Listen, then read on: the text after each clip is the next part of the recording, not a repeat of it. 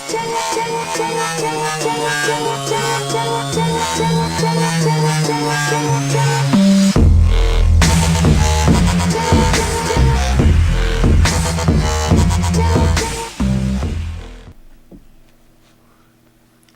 what's up everybody? It's RiderDie81 from hookahpro.com, and I am bringing you guys a little in-depth look at my traffic cone hookah.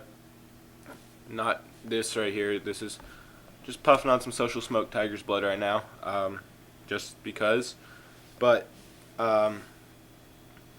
per smokeyvoid's request, dropped me a comment on my video.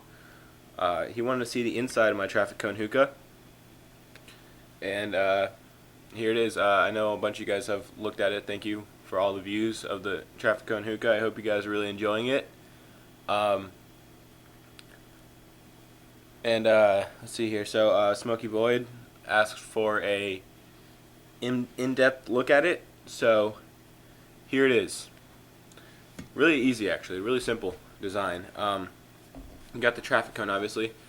My wind cover holders. I kind of went took a look at these in the actual video. All it is two pieces of cardboard, here and here, electrical tape, and it holds the wind cover on there perfectly fine, which is awesome. I mean, and I'll put a link up to the original video of this in the description if you guys haven't seen it yet.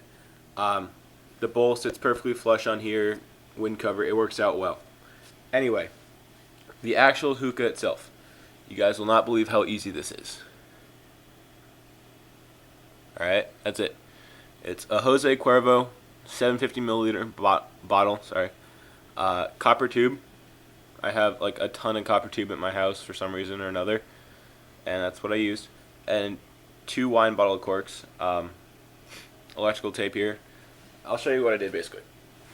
It's 1 piece of copper tube from here to here. It's the down stem.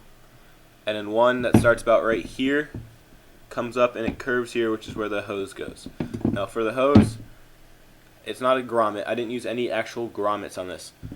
A piece of electrical tape here, and if you look at the hose, the end here, I mean this is just rubber tube. I kind of went into this on the video as well. It's got the nunchuck foam grip handle here, wide gauge, washable. In the end here, this is a piece of an aluminum Slurpee straw. I don't know if you guys, wherever you guys may live, at the 7-Eleven for a while, they had Monster Slurpees, which were awesome. They have these metal Slurpee straws. It's aluminum. I use them for everything related to hookah. I've made a few down stems with them. And for this case right here, it's a little piece of one, and it slips right on to the copper tube here, up against the electrical tape, and it seals up nice and good. So it's as easy as that. And then let's see here, alright, well right here, how this is kept in place, I have the 2 pieces of copper tube, a bit of openings on both sides of the bottle. Basically what I did, took 2 pieces of cork, like cut up 2 pieces of cork from a wine bottle, put them in here, stuffed them on both sides, and electrical tape to seal it off. So it seals nice and good. There obviously isn't a purge on this. Don't really need one. It works well without it. Alright, for the top here where the bowl sits, it is just a wine bottle cork. These are actually from 2 different corks. I have just like a whole bunch of them laying around. My mom drinks wine. My dad drinks wine. So it just so happened that this fit nice and snug on my bowl, so works out great. I mean, it's cork, it's a bit spongy, so it does seal really well. It gets a really good airtight seal on the bowl there. And also what I did here is I have this piece here and I have this piece on top. So if I want to, not on the traffic cone hookah, I can't do this because it comes to about here.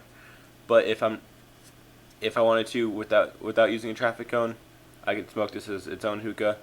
I can put a tray right here from like any other hookah. Actually, the trays from my Maya works well because the opening on it's really small, so it just sits right here. Put this one on top, and it locks into place. So that's really cool. I can actually put a tray on it, put a bowl on it.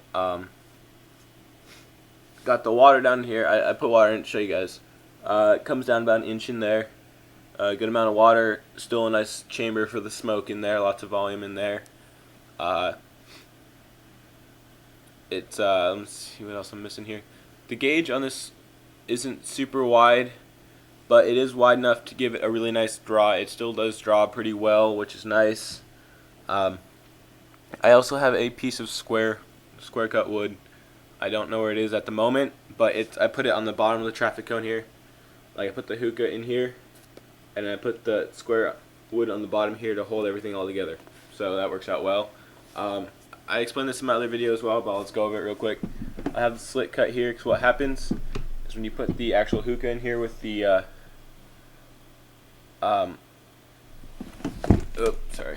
with this, it kind of pushes on the edge here. It starts pushing out about right here, so you can get it up to about here, but after that it tapers in too much that it wouldn't go up anymore. So I had to cut this all out right here so I can get it up in there all the way. It works out fine. I mean, it's no big issue. And that's about it. I know this video kind of ran on long. I just wanted to give you guys an in-depth look at the traffic cone hookah for Smoky Void, especially. This one's for you, dude. That's about it. I know this video is kind of running long here, but that's about it. That's how it happened. That's what's behind the traffic cone hookah. If you guys haven't seen the original video, there will be a link down below in the description, down there. It smokes really well, it hits well, all that good stuff, and it's all around, it's a nice hookah. I mean, it can compare with some other hookahs, so that's about it. And yeah, this is a really long video right now, so I'm going to get going. This has been Ride or Die 81 from hookahpro.com, giving you guys the in-depth look at my traffic cone hookah, and I will see you all later.